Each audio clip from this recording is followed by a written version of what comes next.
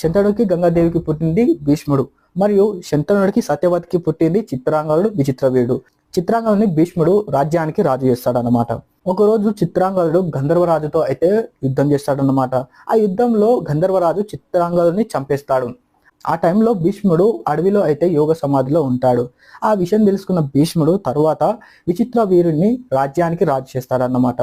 తర్వాత కాశీరాజు కుమార్తెలైన అంబిక, అంబాలికను ఈ ఇద్దరిని విచిత్ర వీరునికి ఇచ్చి వివాహం చేస్తాడు. విచిత్ర వీరుడు కూడా అతిగా కామభోగాలలో అనుభవించి వారిద్దరితో ఎక్కువగా సెక్స్ చేయడం ద్వారా అయితే విచిత్ర వీరుడు చనిపోతాడనమాట.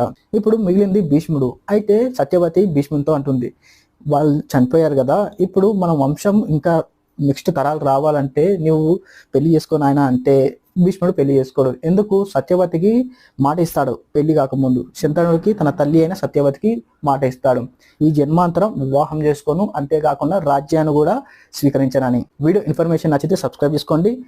లాంగ్ వీడియోస్లో మహాభారతం, భగవద్గీత గురించి అయితే చెప్పుకుంటున్నాము, వెళ్ళి చూడండి.